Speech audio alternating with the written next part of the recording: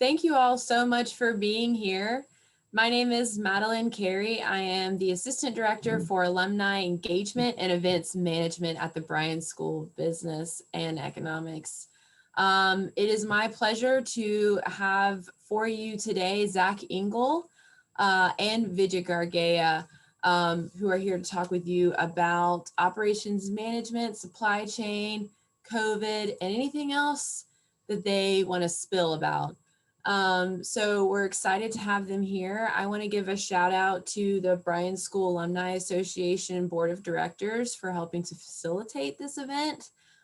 Carrie, our incoming board president for the next term, is with us. If any other board members are here, maybe on the phone, let me know. I'll give you a shout out.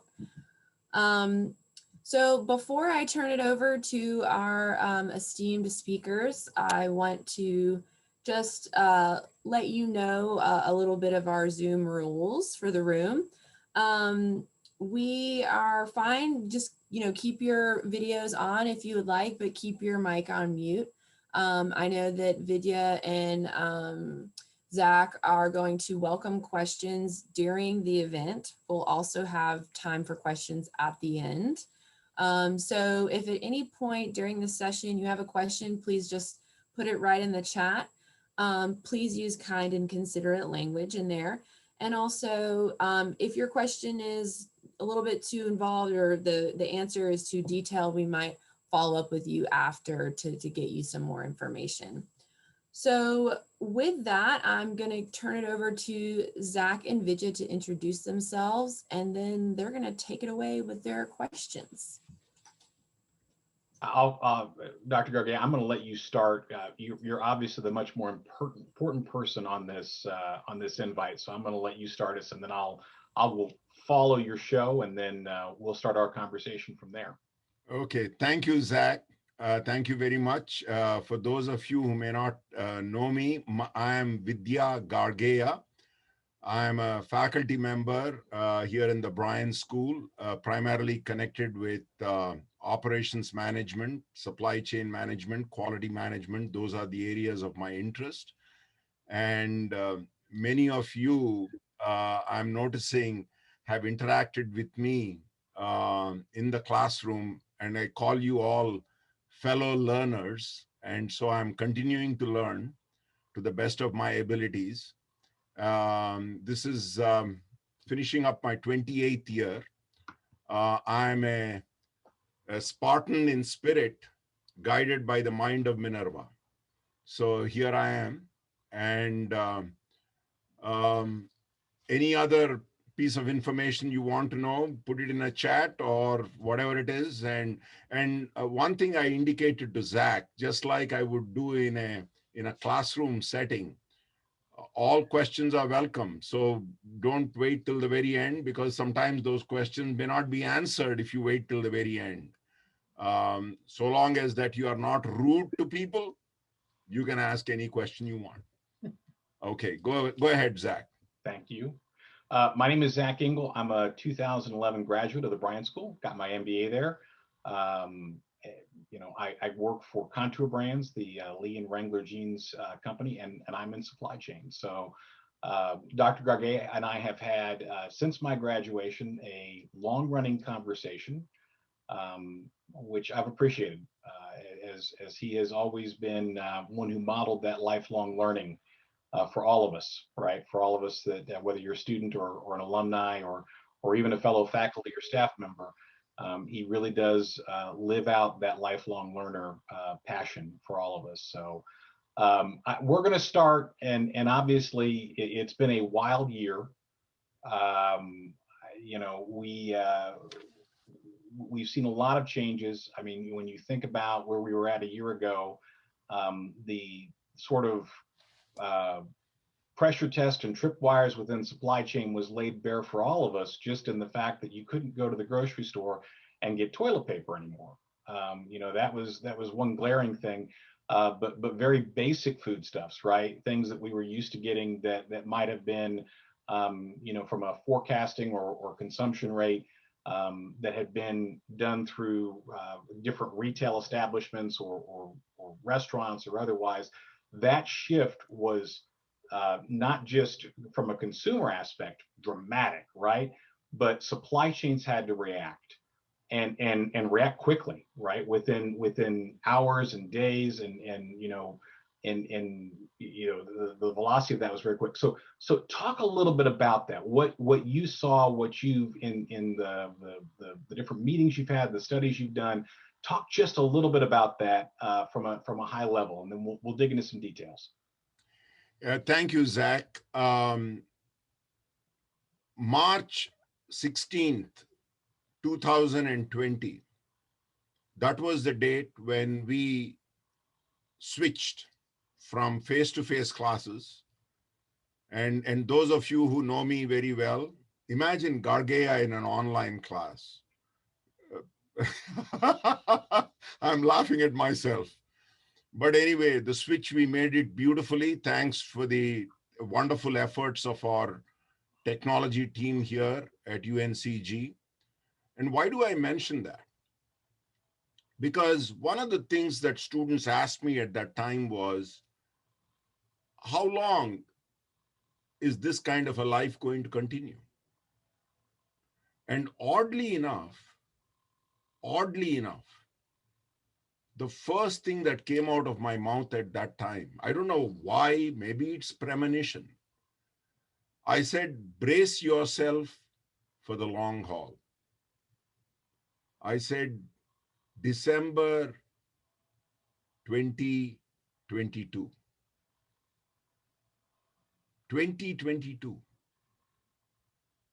That's what I have given. I know it's a crazy prediction, but to come back to some sort of normalcy. Because the kinds of things that have happened very quickly in February, March of last year, and what was happening in the rest of the world. And why do I say that? I've also been studying organizations and operations and systems from the 5-sector standpoint.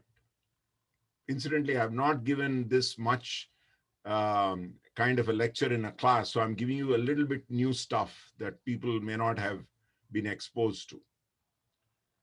The first sector of an economy is the primary sector, which is extraction. You extract things from the earth, forestry, fisheries, agriculture, mining. That is the first sector. The second sector is manufacturing.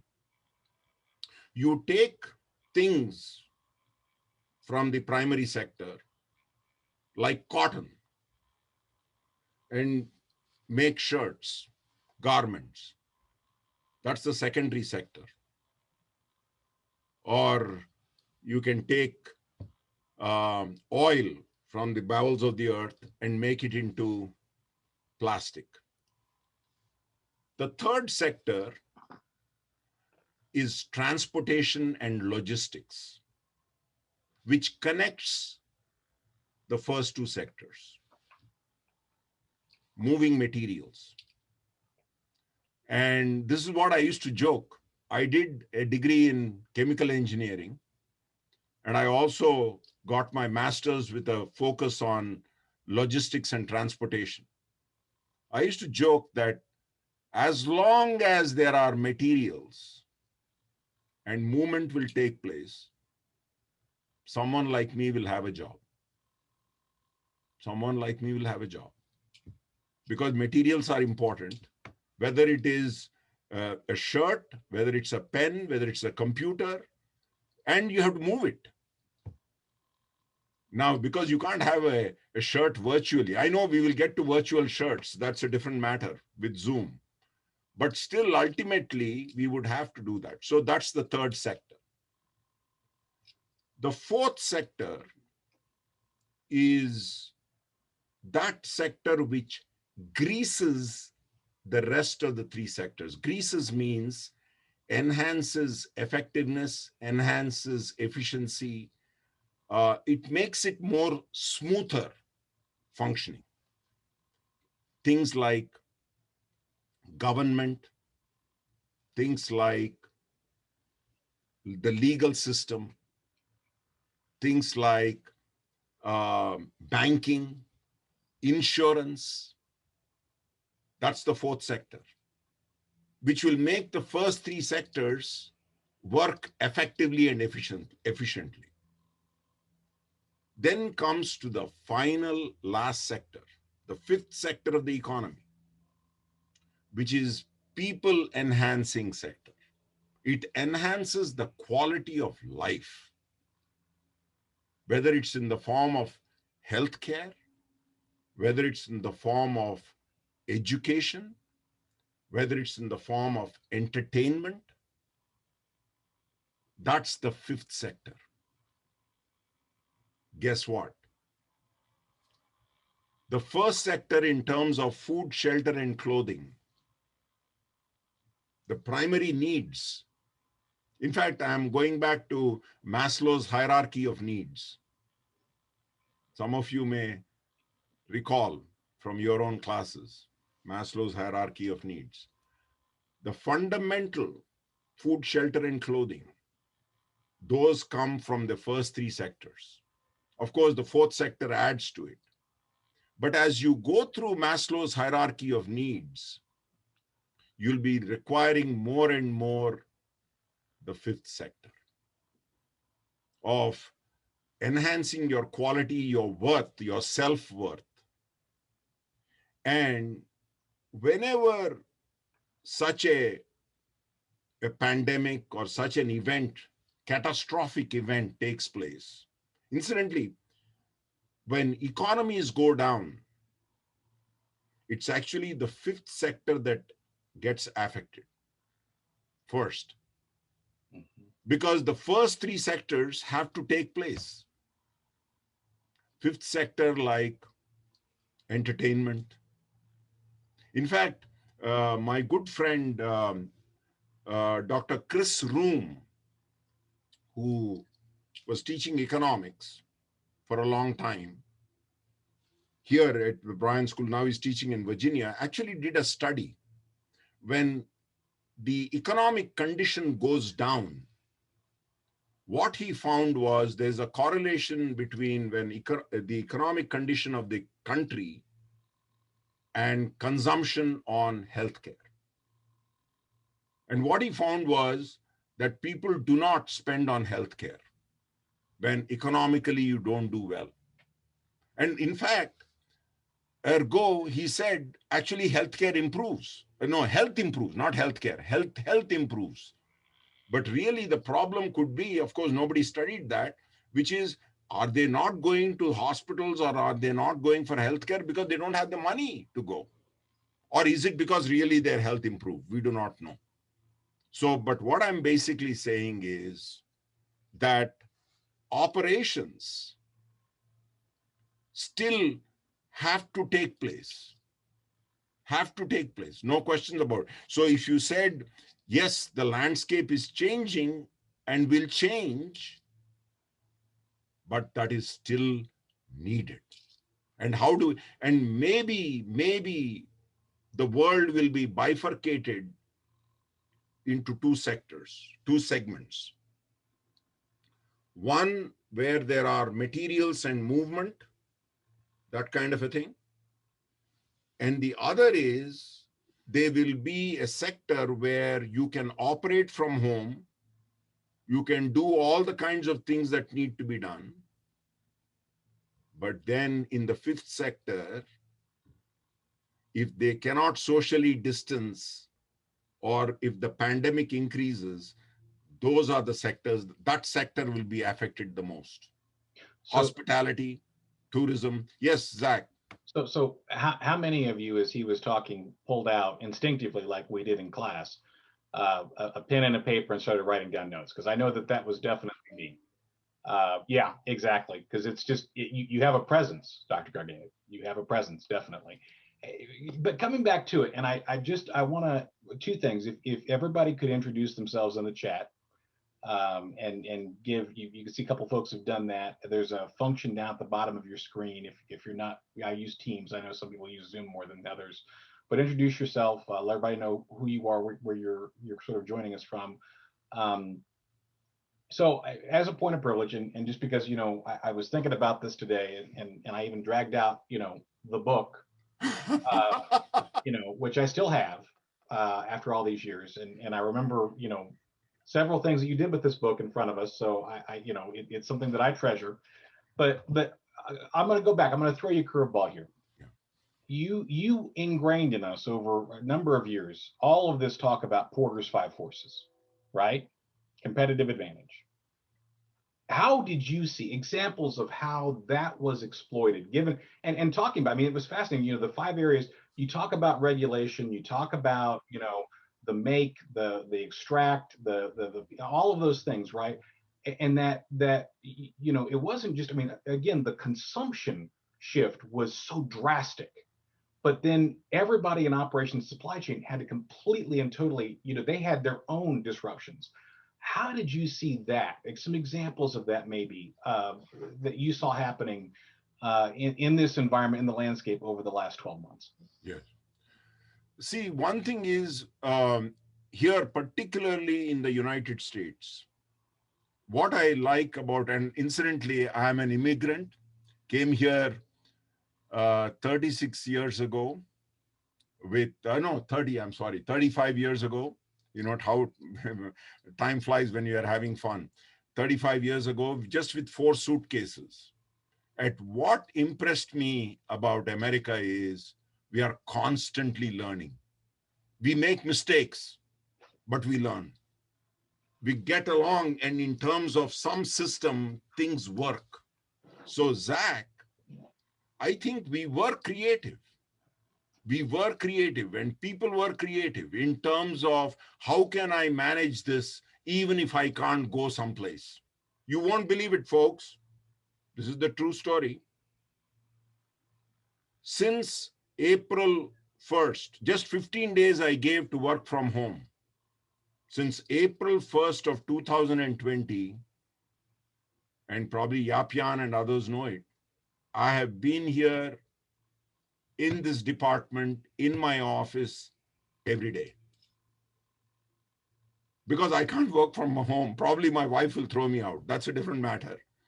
But what I'm saying is, and I used to bring a candy bar or something like that because I could not even go out. I didn't want to go out, whatever happens. And eat here. You become innovative.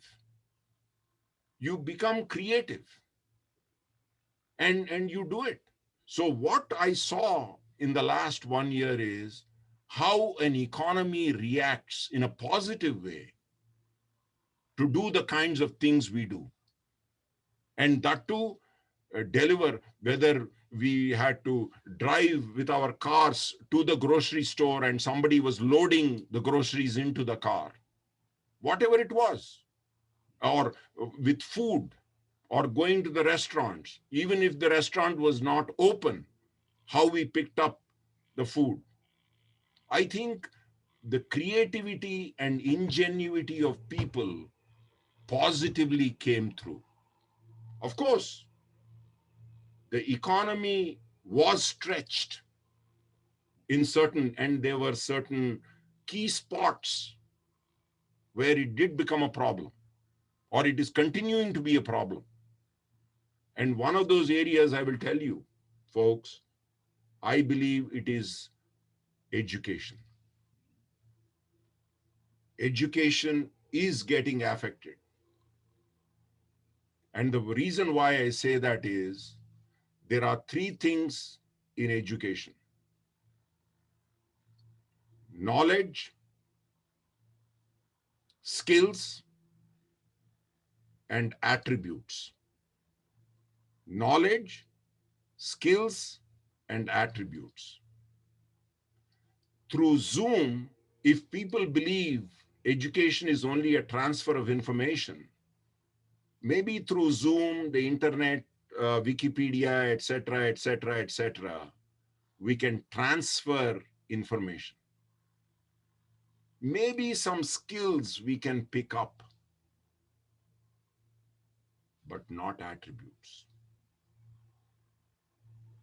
Attributes only, this is my personal opinion, only come through association.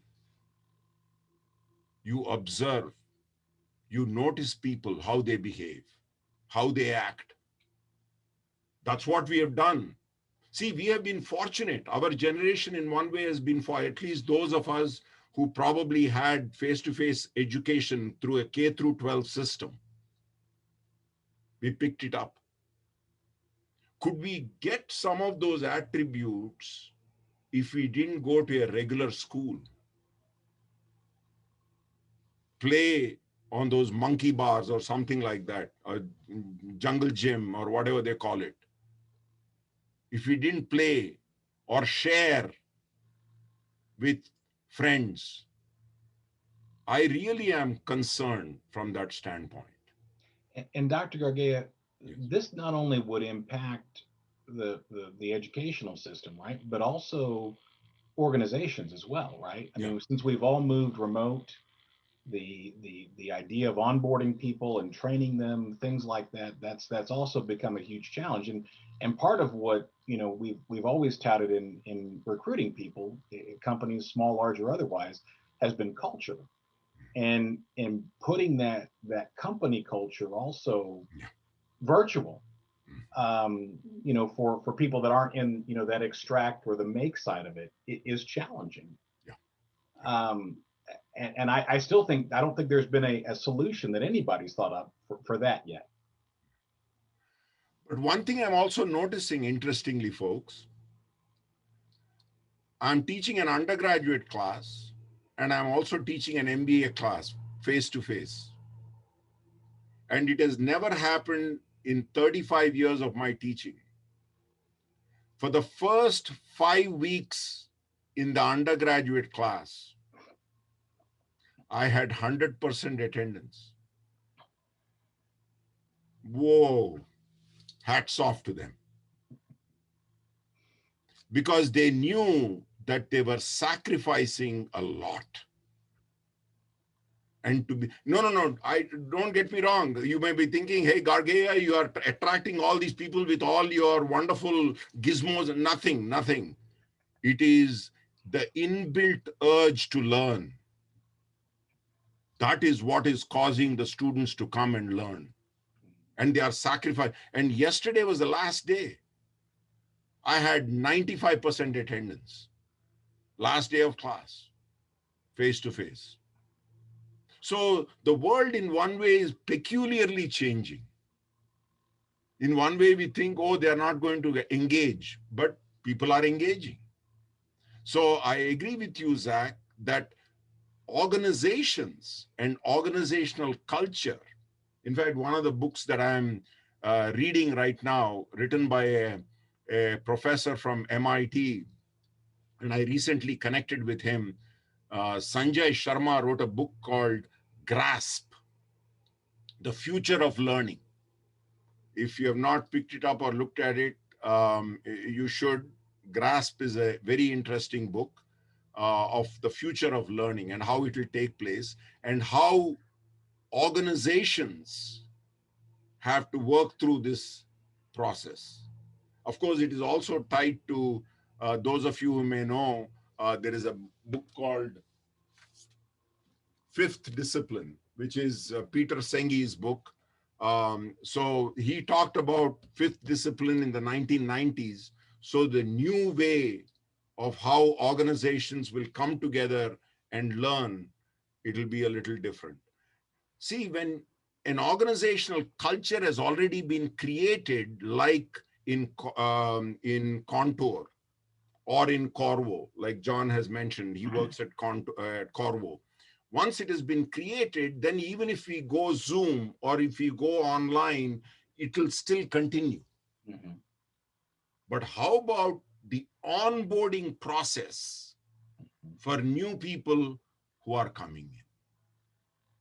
That is my big question mark. And part of the story is it's not just producing a product or providing a service. Mhm. It is with a certain quality, certain brand name, certain brand name. Whether it's an IBM or whether it is Motorola, they have a brand name. And how do you create that brand name? So it is tough. So I wish we come up with better methods, ingenious methods, and I think we will. We will go through this process, but it'll work. So when you look at everything that we studied, that you pounded into us at night, with regards to constraints and bottlenecks and efficiencies and uh, you, what are some examples that you would give today of stuff that you've seen that you thought somebody did particularly well to meet the challenges, an organization or otherwise? Because I mean, I keep thinking to just the sheer amount of challenges that were out there. You pick a choice, right? Whether it was regulatory or you know uh, you had all of a sudden your shop that was once open to the public is now all 100% online. But are there any examples you could give of sort of an interesting reaction or strategy that was employed to to sort of surpass that barrier? I was shocked last April that I was able to actually go through the drive-through and get, because I'm an El Cheapo, I go to Taco Bell to get my burrito, okay? And they delivered it with maintaining all the health considerations, putting the masks, putting the kinds of things, then putting it in a bag and then putting that sticky stuff on top of it so that it's all maintained. You know why we do this? Because our very jobs depend upon that. Because if they didn't do it that way, they don't make money.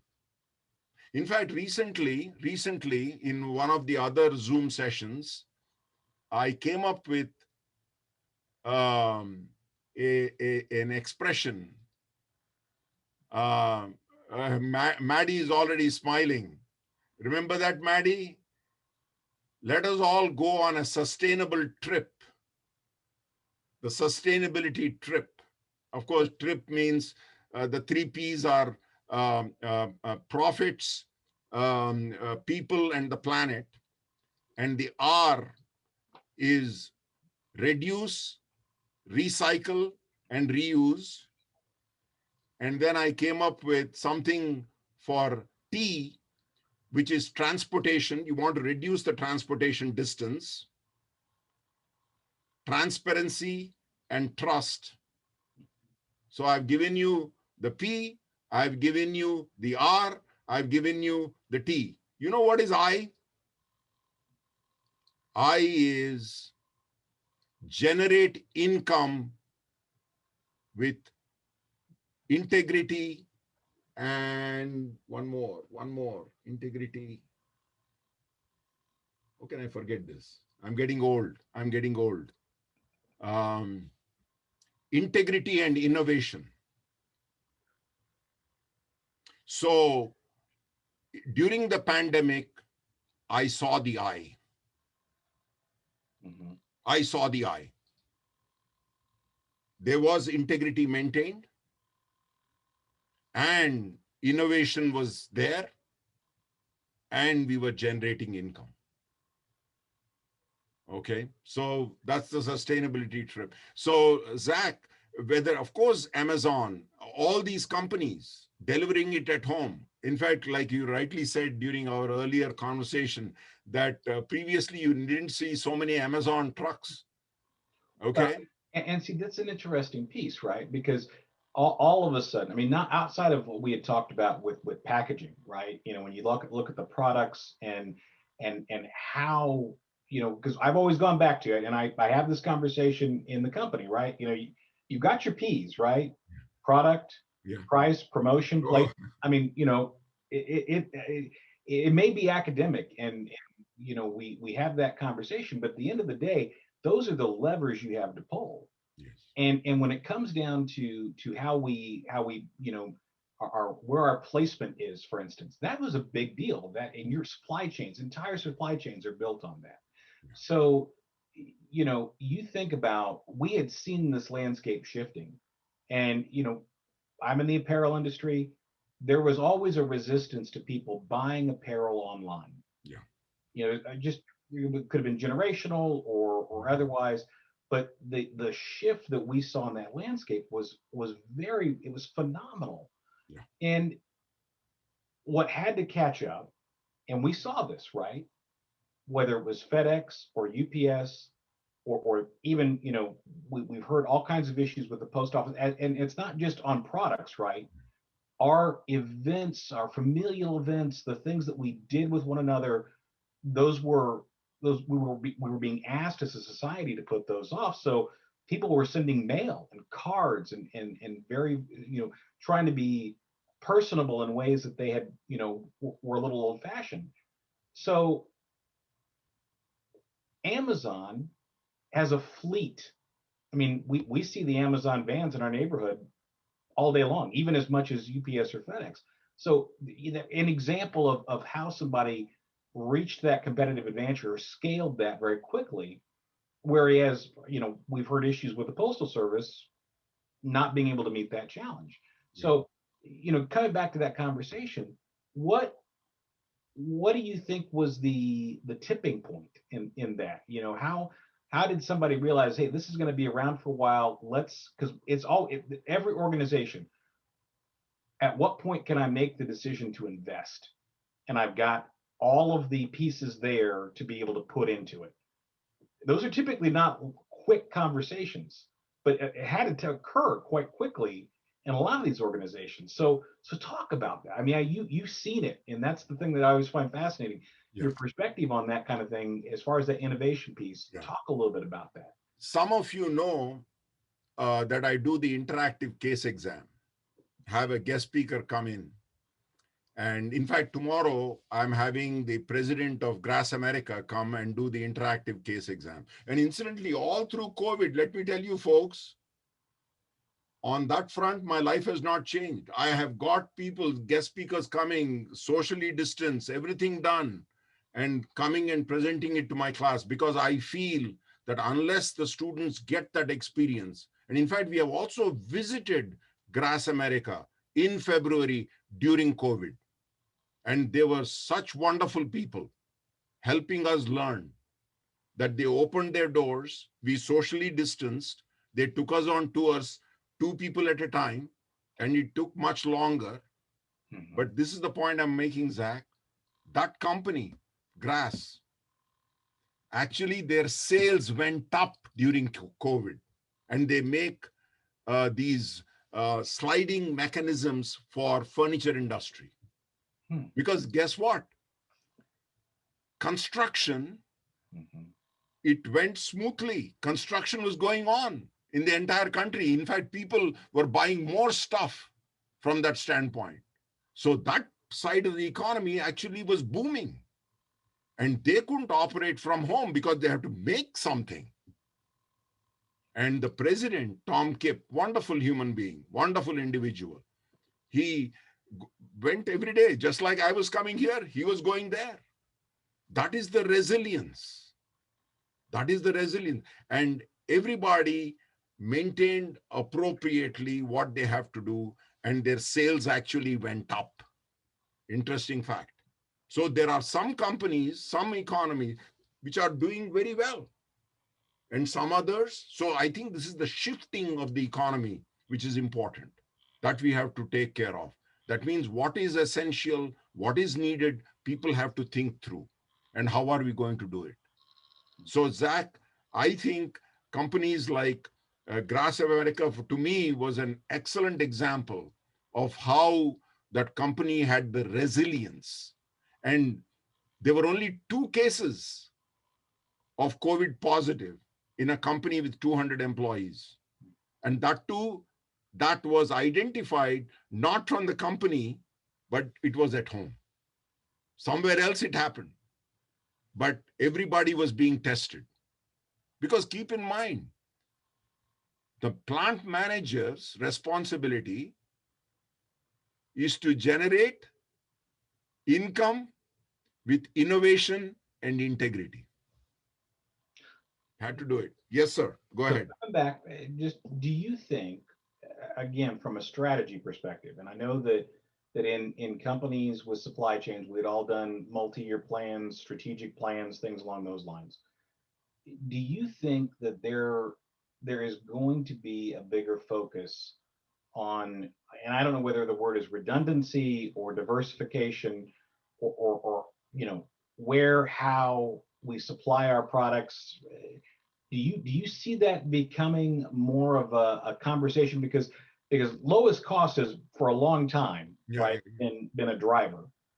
Do you think that there's going to be a bigger focus on reducing risk and mitigating risk in supply flow, and also flexibility, coming as not just, obviously there were things that were happening based on that digital shift, but due to the pandemic and that, do you think that there's going to be a larger study, and is there a future for that in operations as well? Yeah, good point, Zach. And that probably feeds into what I talk about in operations for competitive advantage, which is do not do strategic planning like batch processing. And then a report goes onto your shelf.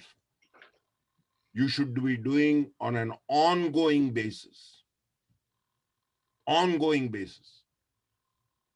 One, regular operations you have to do, but you have to be constantly thinking about, what if my world changes on this front? What if my world changes on this front?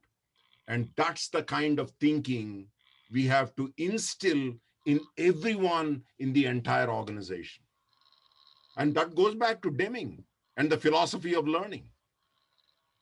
Edward Deming, for those of you who may not have heard, 1980s. And so here, Zach, we have to rethink even the way we do strategic planning. It's not a batch processing mode. Oh, I got a new technology, so let me think about it. We should be constantly be thinking about it. We can't let the eye away from the ball. It has to be there. And that is the kind of training you want to deliver in graduate programs in business. Well, I remember as a student how highly you regard management consulting. You always used to see you could do consulting, but so no, that taken home very well. See, that means when you're going through a pandemic or when you're going through a crisis like this, you cannot get in a consultant. You have to think on your feet. That's right. And deliver. And that's the kind of education we have to bring about. Otherwise, it's not going to work. No batch processing. Sorry to say. I know batch processing, we can put a line on our resume that I did this report. No. In fact, some of these things, sorry to say, folks, you cannot even put it on your resume. We just did it. That's it. We went through this and we did it. Any other thoughts, questions? Well, I'm going to turn over to Maddie in a second. I just wanted to say one thing as a point of privilege.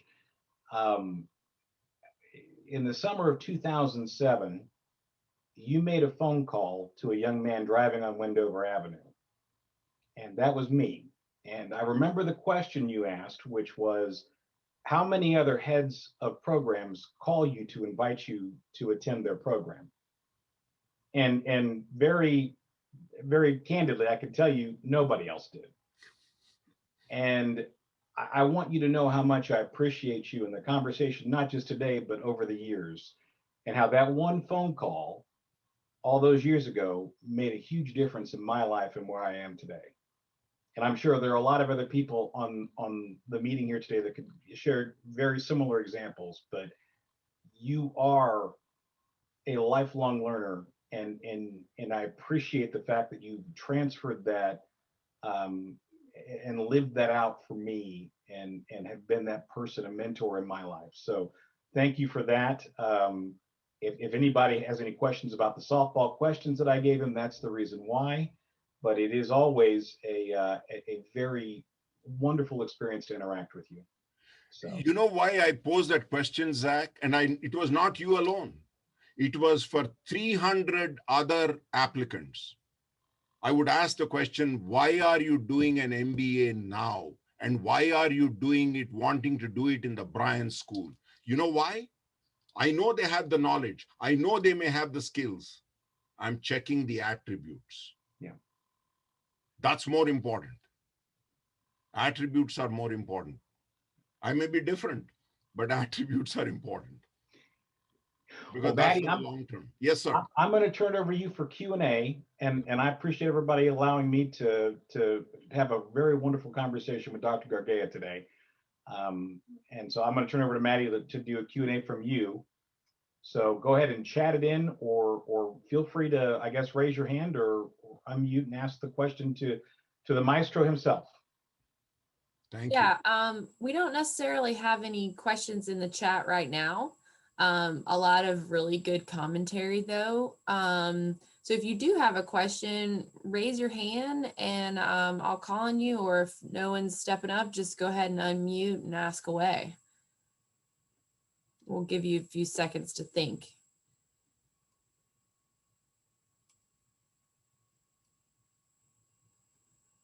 Branley has her hand up. Go ahead. I have a comment or a question, and maybe you can put it in your chat. And since many of you are connected with the Bryan School and as fellow learners over the years, is there something that we could do differently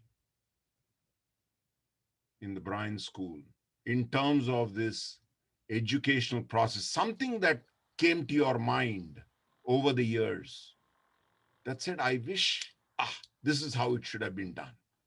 Is this part of your FF? Yeah, right. You got it. Feedback freak. I am the feedback freak. I want that 5-minute feedback. What is it that could we do something different? See, notice it's not batch processing. It's continuous processing. Improvement has to be done every day, every minute, every second. You can't stop it. Dr. Gargea, could I ask you a question?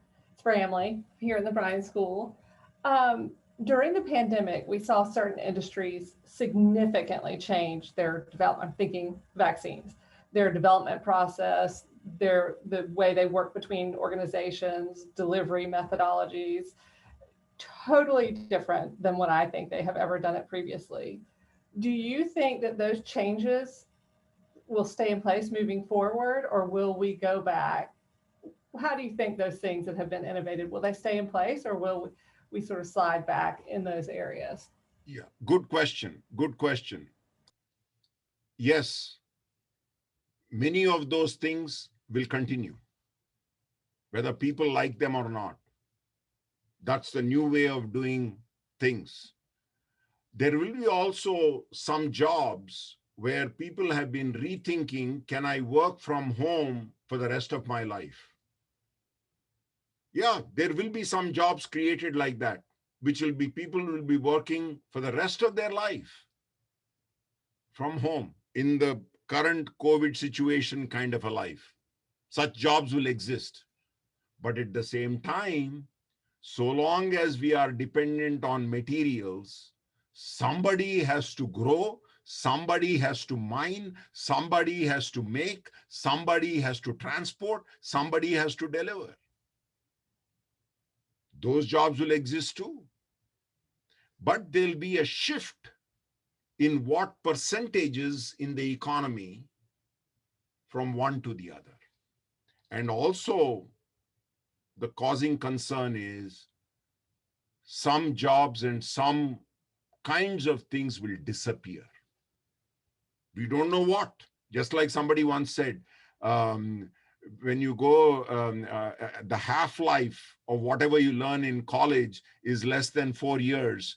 But which half you need to remember and which half will go away, we don't know. So the same logic applies here, that certain kinds of positions, certain kinds of things will go away. Some will go more rapidly out, and some will be more gradual.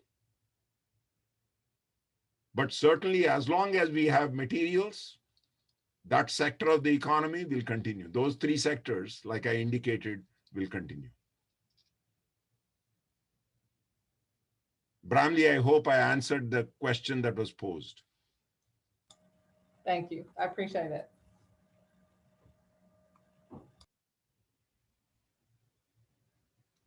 All right. Does anyone else have a question?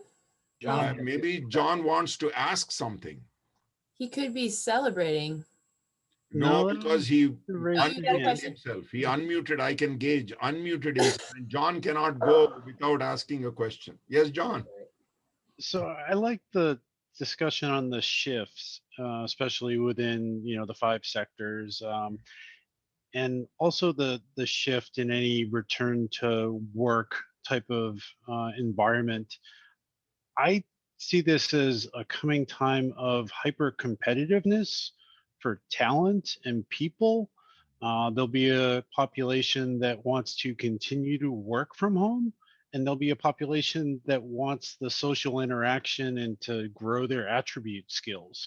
Do you see this type of competitive nature increasing, between now and in your December 22 prediction? Now it's almost like, this is scary, this December 22. I don't know why I said it. I just said it anyway. Yes, it's going to happen. And you know this, John, qualifiers and order winners. Each of us will decide what is my order winner, and accordingly, I will gravitate towards that. Supposing my order winner, like my brother-in-law, for example, he works for Amazon and he does not want to leave home. He likes to work on his computer throughout. He's the one who is saying, for the rest of my life, I don't want to leave. So he's honing in his skills for that kind of a position. And there'll be others who, you rightly said, have people skills. And they don't mind taking the risk, not only risk, but also they want to do it. And they will do it. It's like choosing to go and work in the military. So there will be some sectors of the economy, yes, it will be a little inconvenient, and they will do it. So people will have to self-select where their strengths will lie. And accordingly, and some may not like it because they are stuck in a job where they are in the other side. And that may happen. But whereas people will self-select, and this will be hyper competition. I agree with you, John. And this hyper competition may start as early as even middle school and high school, because the way education is going. I don't know whether I answered your question or extended your thought, John. But that's No, you answered it. The last part about the education and moving down, that that gives me pause, and I have to think about my own children and their drop in learning, I would say, this year. Yes, I know, John, I know that you have 2 daughters. And are they both now in high school? Yes. Yes, I know. When you took my class, yeah, we talked about them, and yeah. Anyway, and folks, let me tell you, it's people like you who make my living professionally worthwhile. Personally, of course, my family is, but because you have sacrificed so much in your learning process, that inspires me. That truly inspires me. I know John landed, John, should I reveal this? landed from faraway place that morning on a Sunday morning, and we met in the Bryan school at 1 o'clock that afternoon because he was wanting to prepare for the next class. And met for we met for 3 hours on a Sunday afternoon. And I cannot take that out of my life for the rest of my life. It's a true story. Yes, it is. Yeah. And we talked about so many things under the sun. So those kinds of things, how do we take it away? And this has to start from a very young age. That's what I believe. So we can't say it's optional. It's optional. We have to do both. We have to do both. Virtual shirts are a thing, just like face filters on social media. Yes, Kerry, yes. Because nowadays you're getting backgrounds, right? I joked about 6 months ago in one of the Zoom meetings.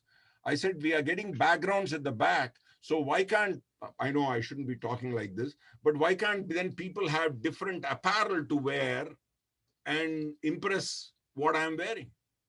Even though I'm maybe wearing something else or not wearing at all, but I have something in front. Yeah. We did get one question in the chat, um, and it's from Megan Clutter, who asked, "Do you think the shift in city demand will change?" So where people choose to live, and there's been some stories on that, um, and you've even seen places offering cash to attract remote workers in Arizona and West Virginia and some other spots. Some of the buildings downtown, even in Greensboro, are vacant and located. They've been up for lease. What kind of an impact do you see from cities if this shift continues to work from home and remote? And what kind of risk management do you think municipalities should look at? Right. In fact, we are working on a project with the county government on risk analyses for fire stations and EMS and all that. It's going to be a slightly longer term study. And we are looking at patterns of living and where the old age home, nursing homes are and where schools are, what is the risk, all those we are studying. This is a very important point. In fact, just a couple of days ago, I was speaking with one of my distant relatives who happens to be a senior level director at NSF. NSF, as you know, National Science Foundation, has in Washington, D.C., quite a few offices. And this gentleman is operating from San Diego. And they are working remotely. And many of them are now preferring, having done this for the last year, preferring to work remotely. Now the question comes up, what about all that real estate? What's going to happen to it? And are we going to convert that into, I don't know what to convert them to, because business may not be there. We can't have apartments because people are not moving. They want to live in the suburbs. And what will happen to downtown? That's a very important question, Megan. And even that, only time will tell. Of course, we probably may have to let things settle down before any strategic decisions are made on that, I think. Let's see how the world works with COVID for another year to see how people's minds are working on this. Education, on healthcare and recreation. Where do they take vacations? How do they take vacations? What happens to museums? What happens to those kinds of art galleries? All those have to be thought through. And we cannot make major investments without knowing how people change. So final question, Mark Schrader, and just thinking through that, right? We had shifts, and even the folks that I know that are sort of economists have told me when this happened, there was nothing structurally wrong with the economy. When we've seen economic recessions or depressions, there's typically something where we'd overheated or there was something, like 2008 structurally wrong. There's nothing structurally wrong, but from a safety standpoint or regulation, that side of it, we had some sectors that were compressed and others that were expanded. Yes. What do you think, shift wise, would you see happening, maybe continuing in this, right, until we get to a point where we can all safely be out and doing things, but even beyond it, what kinds of shifts do you think will stay, and what do you think we will see, additionally innovatively coming in the future, just from the things that you're seeing out there? Yeah. And that would be this. You're going to close us out with this one. We're going to turn it over to Maddie, so I'm going to leave you with that to think about and pontificate on. Yeah. The point is correct that shifts will continue. However, there are some which are spur of the moment kinds of shifts. So we need to be more careful. Is this just a spur of the moment, or is it going to be a long lasting one? Okay. It's like, let's say currently we have, for taking COVID shots, there are tents being put outside of doctors or hospital places so that you can drive your car through and the tent. Now, will the tent business suddenly grow? Probably not. That's not long lasting. So those are the kinds of things I'm talking about. What is short term and what is long term? Is it just because we are responding, we are reacting to the COVID is causing this? Or have people's behavior and their ways of doing things changed? That's and naturally, I'm not a consultant and I'm not a person for the stock market, but that's all I can say at this stage. Well, Vidya, Dr. Gargea, thank you so much for all of your thoughts and points today. It's been amazing. I'm so honored that you would spend your time with us at the end of the semester. I know you have a lot going on, so thank you so much.